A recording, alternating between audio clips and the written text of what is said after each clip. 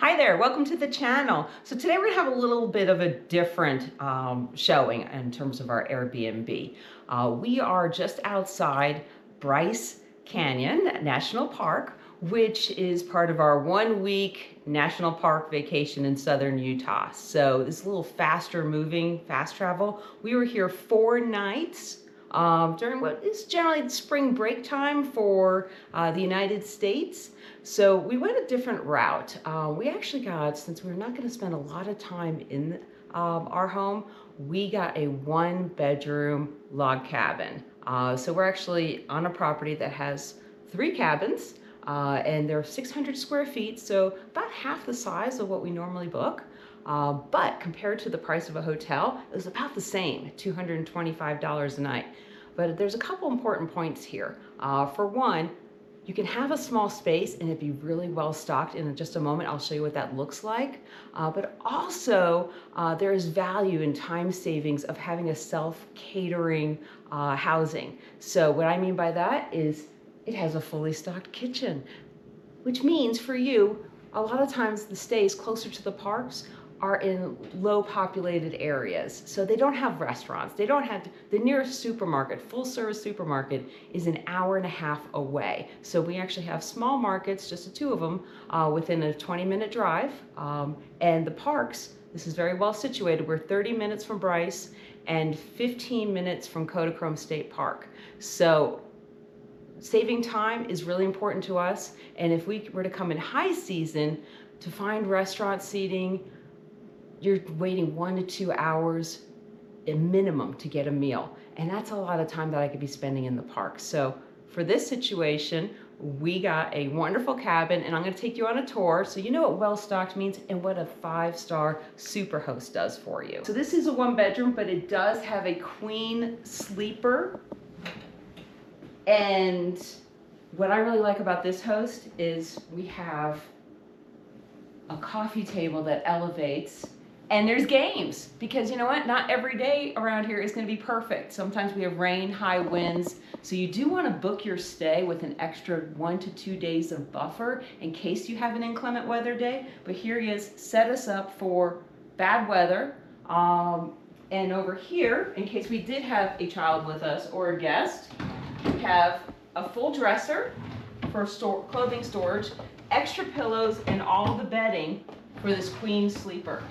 What I really like about this place is it's not decorated in IKEA. So the couch is quite comfortable. I did look at the reviews, saw that it was a highly rated, comfortable space, which is important to us on those inclement weather days where we are stuck in the house. So over here we have a nice sized TV, an electric fireplace, place for our coats, and shoe storage, so it's not all over in the space. This is a very good use of space, only 600 square feet.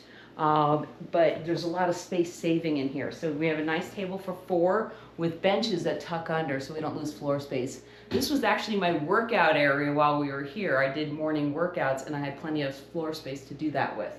In terms of our kitchen, now that we're in the United States, we always get a dishwasher. That way we're not the dishwasher. It does have a small sink, but that's okay because we just rinsed and put in the dishwasher. I would say this is a 3/4 size refrigerator, which is fine for a 4-night stay. He did equip it with the coffee mates and such, but we have a full freezer as well. I also want you to get an idea. This is our checkout day, not our check-in. This is how we're highly rated guests, because this is how we leave our property. It's almost as clean as we found it. So that's a lot of value for a host. It allows us to negotiate on other properties for discounts. So they want well-rated guests that treat their property with respect.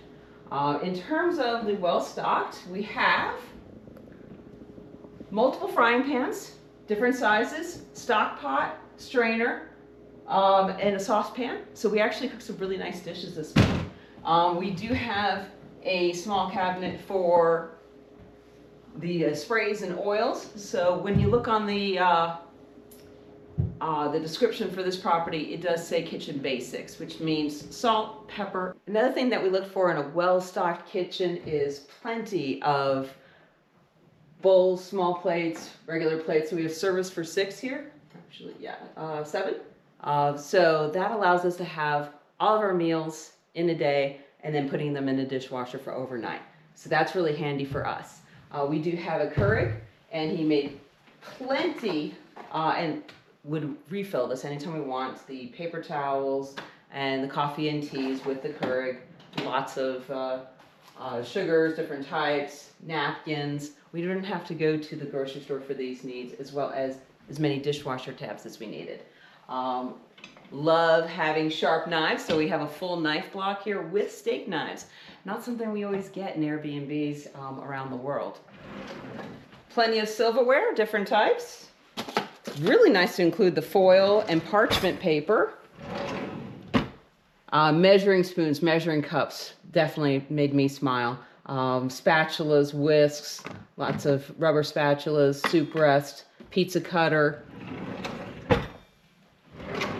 toaster, mixing bowls with tops. We can use them as storage and hot pads. We have a 4-burner electric stove, as well as a full-size oven. We had a lot of really nice meals this week, and microwave. In terms of the bathroom, you can pretty much tap dance in here and do a full workout. Very large ADA bathroom with fluffy towels. So that made me so happy. Lots of nice cushy towels. And then we had a hair dryer. He did furnish not conditioner, but shampoo and body wash. I bring with my own conditioner.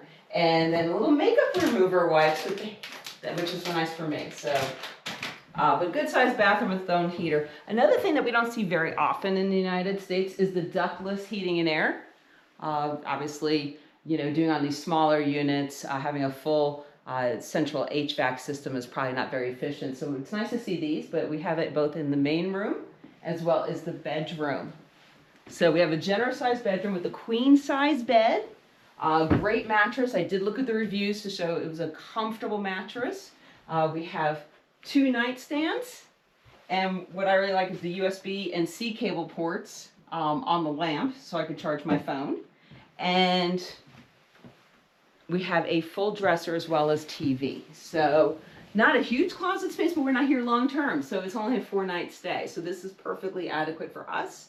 Nice hardwood floors, that way, for allergens and things like that. So very comfortable space. So like I said, a couple things to think about when you're leaving an Airbnb. If you want to get that great review, do your dishes, run the dishwasher on your way out, put your dirty towels on the floor, make it nice. And that way you will have a wonderful review from the host that you can use as a negotiating power, future stays, and probably in more competitive areas. So that's what I wanted to show you today. Thank you very much. Click like and subscribe.